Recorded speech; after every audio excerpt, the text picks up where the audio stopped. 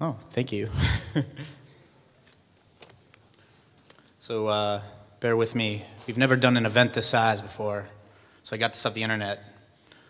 Stage 4, the keynote. Congratulations, your event is going smoothly and the crowd is happy. Now it's time for your keynote speaker. Before your keynote speaker comes on stage, it's important that the crowd is excited and ready to receive him or her.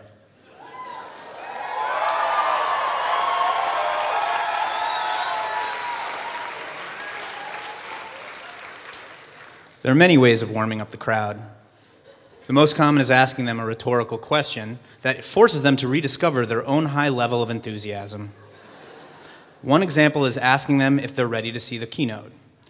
Are you all ready to see Bill Nye?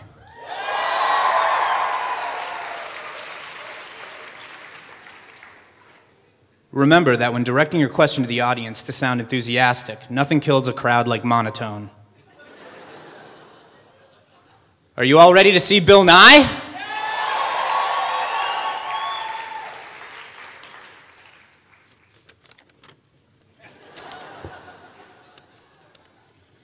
I can't hear you.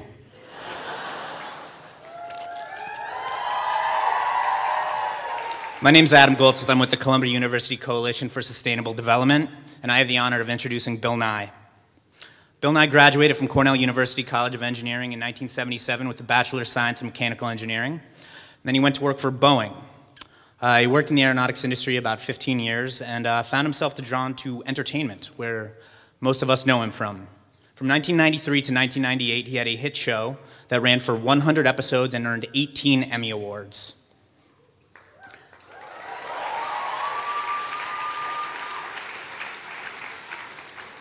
Between 2001 and 2006, he went back to his alma mater, Cornell, where he was the Frank H.T. Rhodes Class of 1956 professor.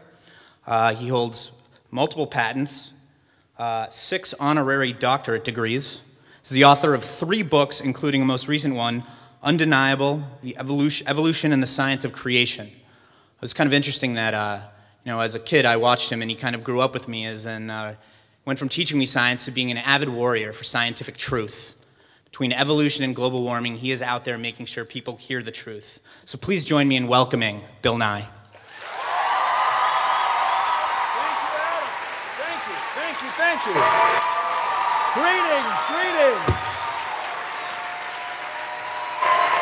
Greetings.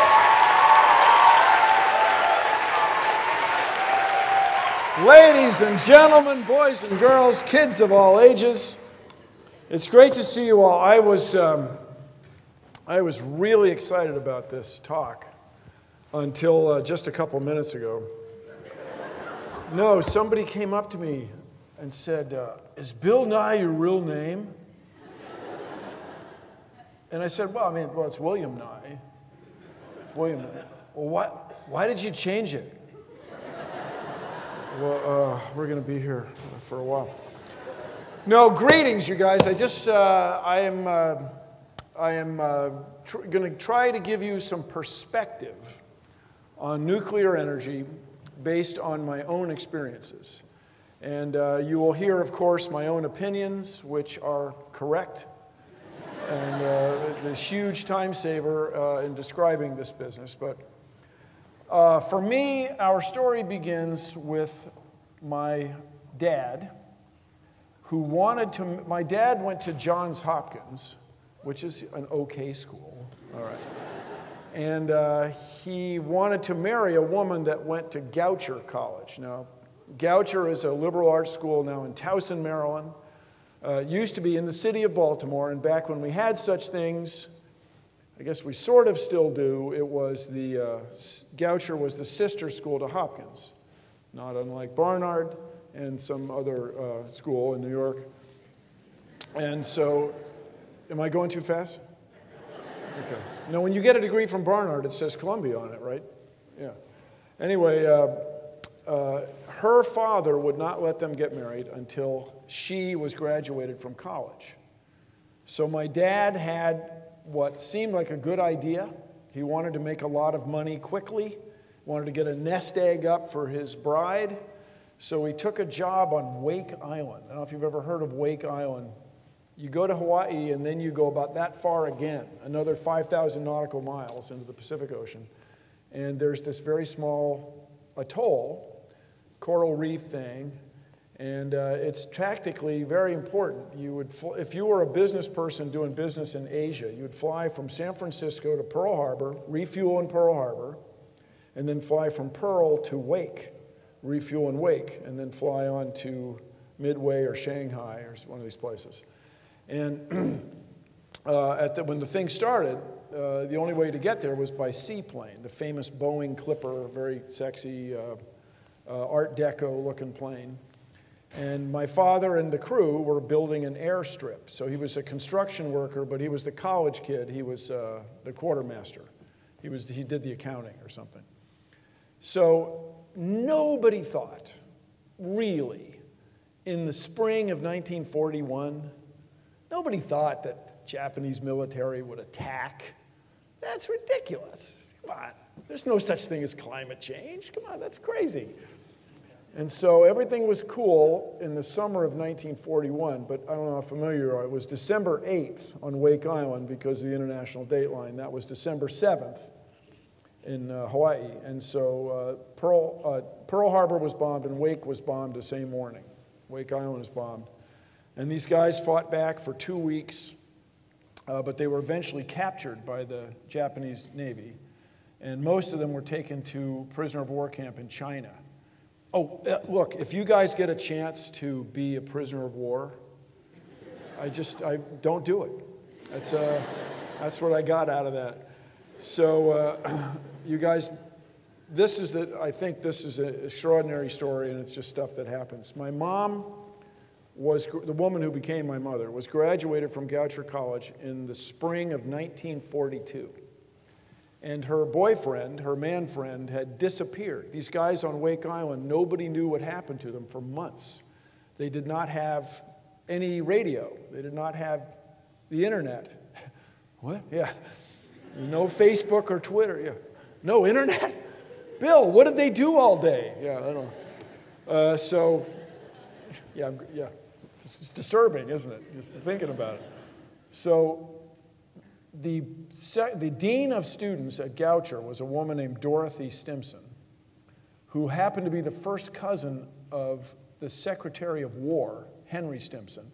By the way, in those days it was called the Department of War, not the Department of Defense. We're defending our oil fields in the other side of the world. Okay, yeah. I don't know. Well, you guys, I'm serious. I don't know if it would be better or worse. I really don't. But I think things would be different if we were to change the name of that organization back to the Department of War. I just think it would give people a real perspective of what we're really up to, what it really means. So apparently Henry Stimson said to Dorothy Stimson, do you have any women that can come work on this thing? I can't tell you what it is. Did you guys see The Imitation Game? Very good looking, Benjamin Cumberbatch, very good looking. Anyway, my mom was recruited to work on the Enigma code. My mom was in the Navy. She was a lieutenant in the Navy. She subscribed to Cryptography magazine. After 1992, when they were allowed to get it, they were declassified in 1992, 50 freaking years after they were recruited. And they would be at parties. I met several of the women over the years. What did you do during the war, Dorothy? Oh, I can't talk about it. No, it was a big deal. So I mention this because, according to my mom, there was not really an ethical question when the atomic bomb was developed.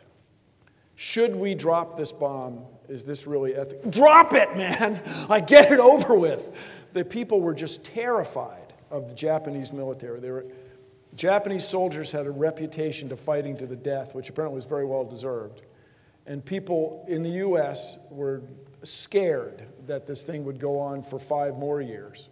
And my dad hardly ever talked about his experiences, but at that point in the war, as Japanese influence shrank, they were moved to the island of Japan, southern island of Japan.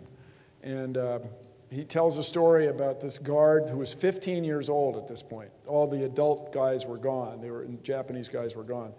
And he drew a circle in the dirt. It was a big bomb. It was really big. And the commandant of the prison camp killed himself, you know, seppuku or whatever.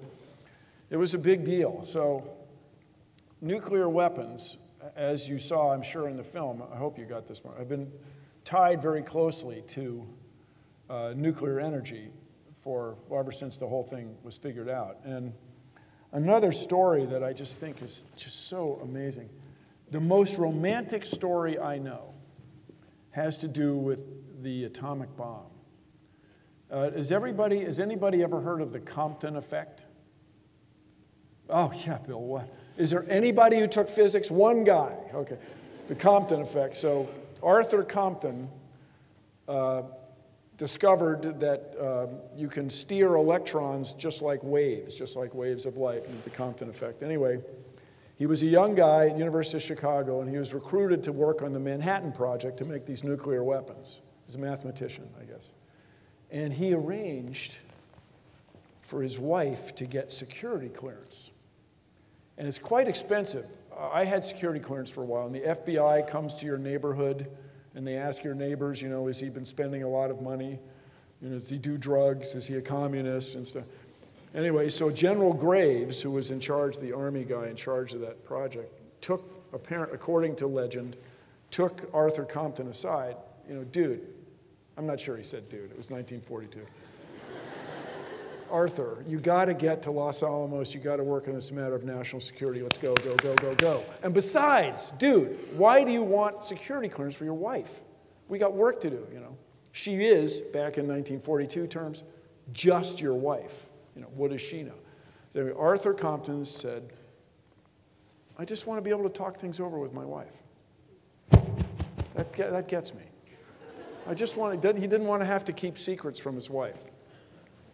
But this tradition of secrecy has played havoc, in my opinion, with our perception of nuclear power, and furthermore, the way the nuclear industry presents itself to us on the outside.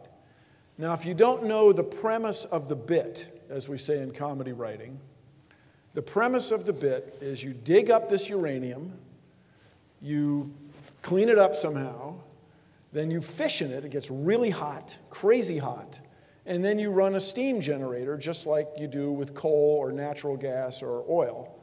You just run a huge heat engine that spins turbines at very high speed, and you make electricity, big fun. And then the premise of the bit was, well, when we're done, we'll just put it back in the ground. This will be great, fabulous.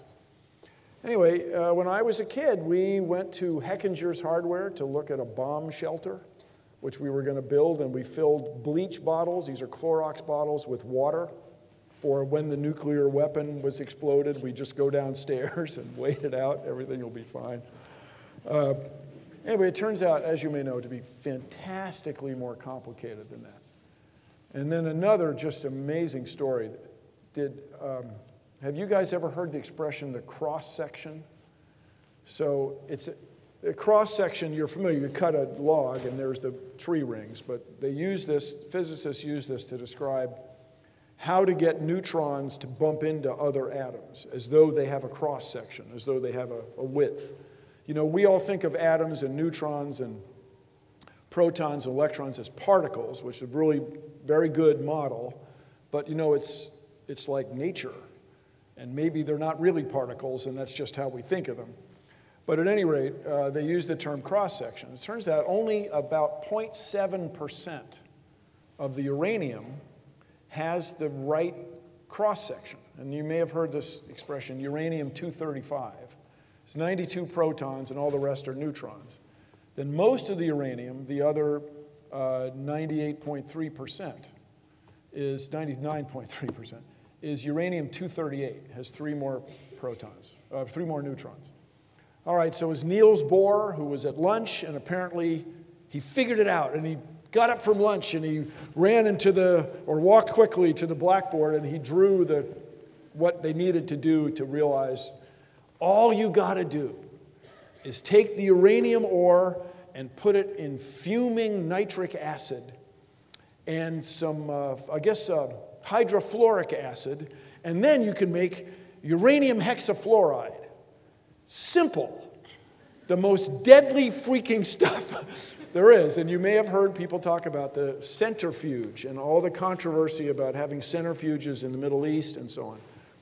So the cool thing about fluorine is it only has one isotope. It only exists always has the same number of neutrons.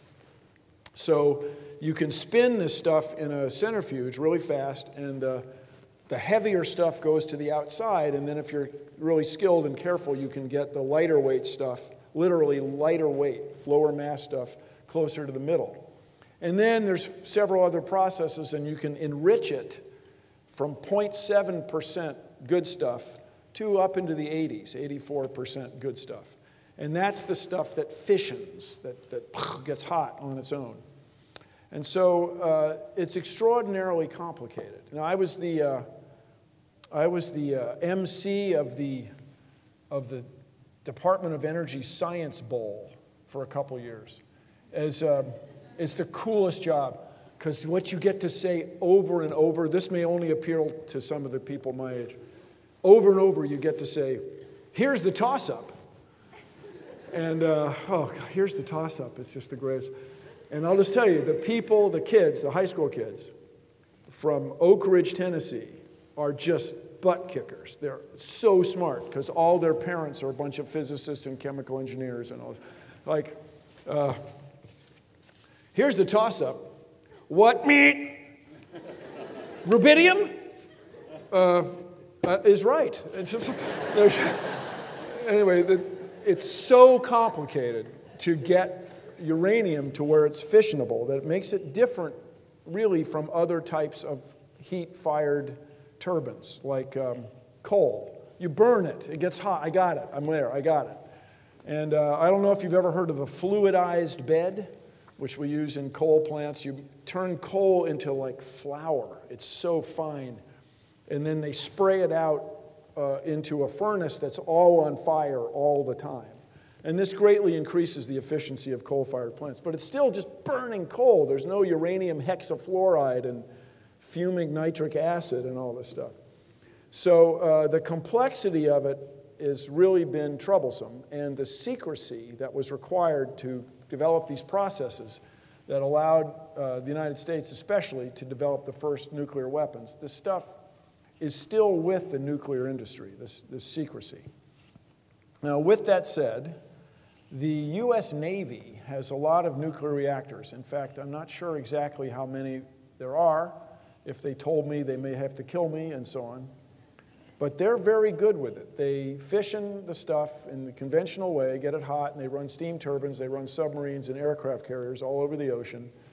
And it was Admiral Rickover that realized that nuclear power was the way to do this. You wouldn't have to continually refuel ships, which was a cool idea. But they have the luxury. When the reactor is old, they just take it out of the ship and bury it, usually in Idaho, our beloved Idaho.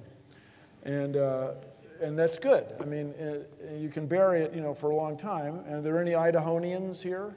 It's lovely, but there are a lot fewer people there than there are in other parts of the world. So leaving it there is okay. Now, no, really. I mean, it's okay. People, if you're a terrorist and you're willing to drive to Idaho with a bulldozer and think you're not going to be detected, I mean, knock yourself out. I mean, it probably won't happen. But I have been to Hanford, Washington. Now, I know people back east haven't really heard of Hanford, but you've heard of Los Alamos, right? That's where they built the first nuclear weapon. Well, Hanford, Washington, which is in the southeastern part of the state, is where they developed plutonium and or invented or created the first plutonium, and that's where they made the hydrogen bomb, which relies on fusion instead of fission, like we have in the sun, and have in all the stars. And so it was a secret place, and they have been, just for me as a former, I lived in Washington State for 26 years, they have been really bad at handling their waste, not stuff from the washroom, stuff from nuclear activities. And it's not the men's room or something. It's extraordinary. And the problem has been the waste itself is trouble. I mean, the radioactive stuff is trouble. But there's all these rubber gloves and booties and coveralls and all the stuff and all these solvents that were used to wash things and get them pure enough and stuff that are just buried in these casks, in these oil drums. And it seemed like, when I lived there, it seemed like every week there was another news story out of Hanford. Then you probably heard about 3 Mile Island. And 3 Mile Island almost was a big problem. Can I use the term big problem? I don't think it's appropriate to drop some other words here. But it was a big mess up. And it almost, you know, created enormous trouble. It's Harrisonburg, Pennsylvania. It's right at the end of the runway. It's right there. It's not hidden. It's right there. It almost blew up. Then Chernobyl did blow up. And then Fukushima is still trouble. I mean, the film mentions that the thing's in a containment vessel, the nuclear mass of molten metal goo, is in a containment vessel, but it's still unusable and it's fantastically radioactive, and they're trying to set up this muon detector and it's just not working, but the longest journey starts with a single step. The problem in each of these 3 accidents is not, to me, is not really inherent in nuclear energy. The problem is, if I may, it's Homer Simpson. The kind of people, you'll hear it from the nuclear industry. All these guys will say, well, they shouldn't have been doing that at Chernobyl. That was graphite. They shouldn't have. But they did. Well, they shouldn't have built that Fukushima plant on that. Well, they did. So when it comes to trust us, I am, you know, Mr. Skeptical Man. Now, there are, right at any time in the world, there are about 800,000 oil wells. If you want to reckon it in offshore oil rigs, it's a little over 3,000, 3,100, 3,400 offshore oil rigs.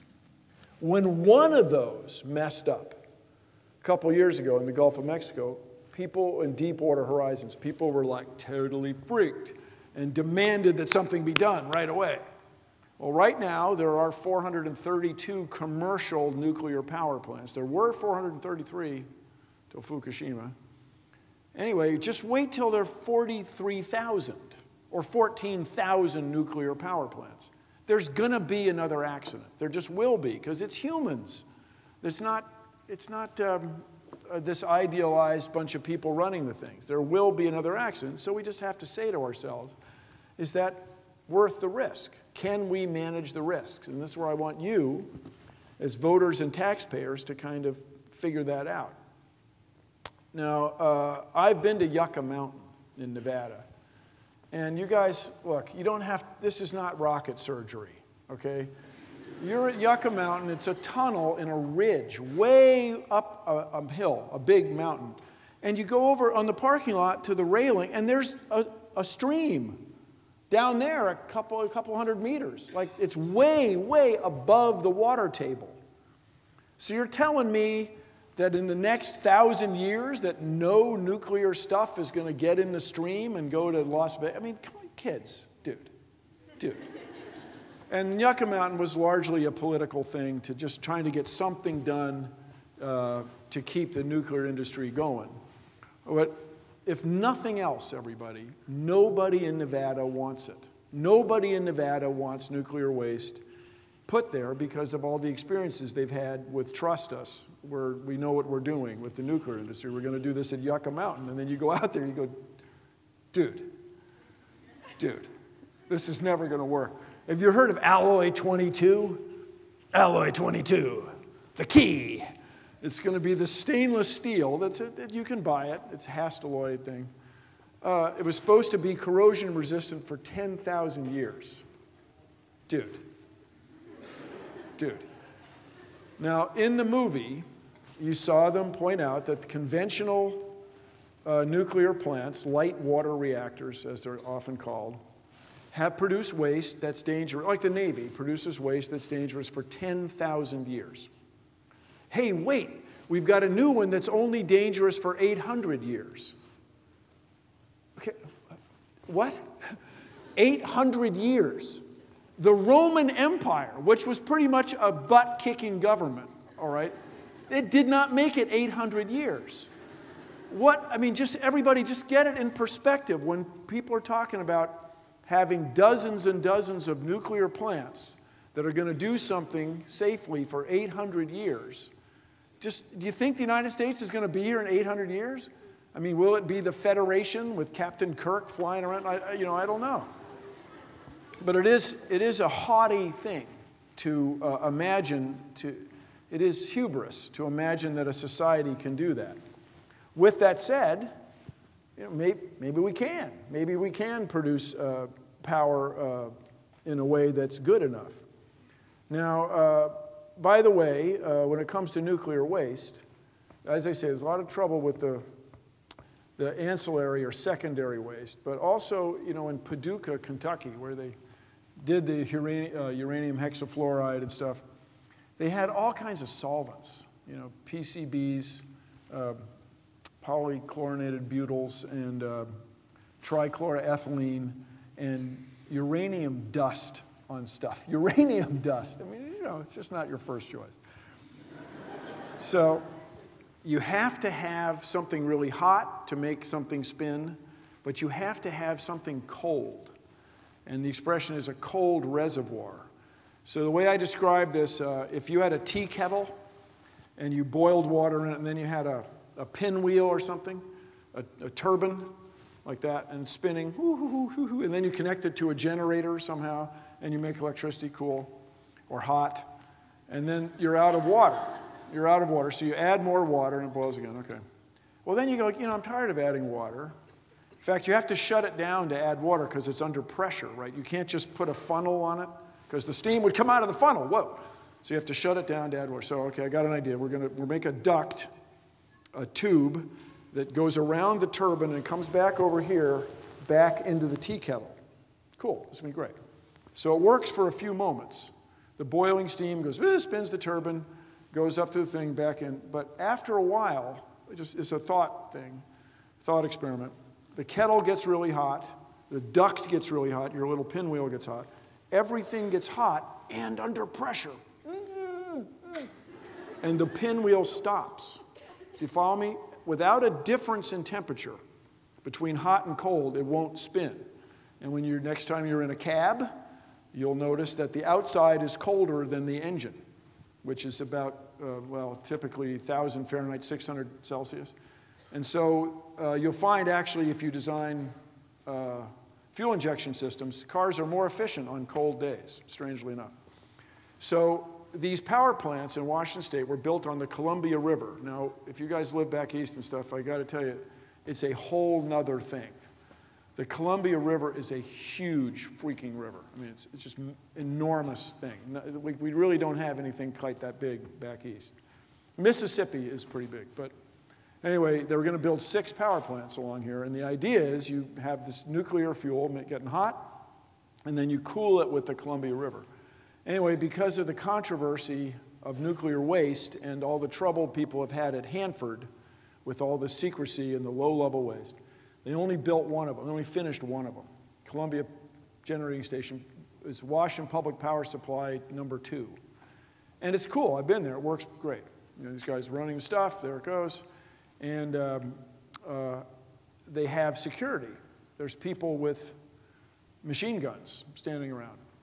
But if you really wanted to break in, I mean, I'm not an expert, I'm not Bruce Willis or somebody, but you could do it. And if you had a Confederate inside who really wanted to get nuclear material out of there, given a couple years, you guys could set up a raid, and you could do it. I mean, there's guys with AR-16 machine guns, but you'd get in. You'd have I don't want to tell you how, but I'd recommend a personnel carrier that can go across the prairie. It's a prairie in eastern Washington, and you just plow right in and pick the guy up with his suitcase full of stuff and cause trouble. But the casks that were described in the movie, they're there. I mean, they're there. And you could hold the Geiger counter right up next to them. Cool, it's good. But, they're casks above ground full of nuclear waste, and nobody really has a plan exactly what to do with them. They just keep piling them up. Now, it may be that this traveling wave reactor, this 4th generation, will do it, but I'll give you an example at the Washington Public Power Supply number 2, Columbia Generating Station. They've estimated the earthquake risk. Now, I lived in Seattle for many years, and in 2002, we had a pretty good earthquake. And my chimney broke loose on my house. And this, you know the expression, a ton of bricks? This was about 3 tons of bricks. And it was just teetering. It was just like that. I went up on the roof on a ladder and said, whoa, dude. And so I tied it to another side of the roof, and then, is anybody here a bricklayer? How do you guys, there's an earthquake, all these brick buildings in Seattle break, 4,000 bricklayers show up. Hey, I'm here, hey, cool. And they knock the whole thing apart. Anyway, in Washington State, it's in the West, it's geologically young, there are earthquakes, that's all. They estimate the chance of an earthquake at Columbia Power Station to be 1 in 147,619. Now, I don't know if you guys have ever heard of significant digits, but that's crap. I'm sorry, you can't give me 5 or 6 significant digits and make me believe it. I'm sorry, you guys. I love you all. But it's part of the tradition, the nuclear industry, of just telling you everything's okay, and I'm skeptical. So finally, about the next generation nuclear reactor. You know, the premise is to have a fissionable stuff like uranium-235 in the middle, and then you would have this other stuff that's left over, uranium-238. People in India and places where there is more thorium in the ground for mining, people propose using thorium, which is another radioactive material that's not as powerful as uranium, but you could set it up. And the idea is, instead of having the stuff fission like this, you'd have it fission like this, and then you'd have this gizmo, or these robotic arms, a conveyor belt, that would continually move the fuel to the proper place. But the premise is to get plutonium in the middle, plutonium-239. That's the stuff. Now, no matter how you feel about plutonium, I will tell you this story. I was at the California Science Teachers Association in 1994, and I had lunch with Glenn Seaborg. If you've ever heard of Glenn Seaborg, atomic element number 168 is now called seaborgium. Does anybody here have a Nobel Prize? Anybody? Yeah, so did he. And he was the guy, or one of the guys, that invented or created plutonium. And I was having lunch with him, and he's just a charming guy, well in his 80s. His wife is just cool. You could tell they had a good thing. It was really good. And he says, Bill, they wanted me to call it plutonum.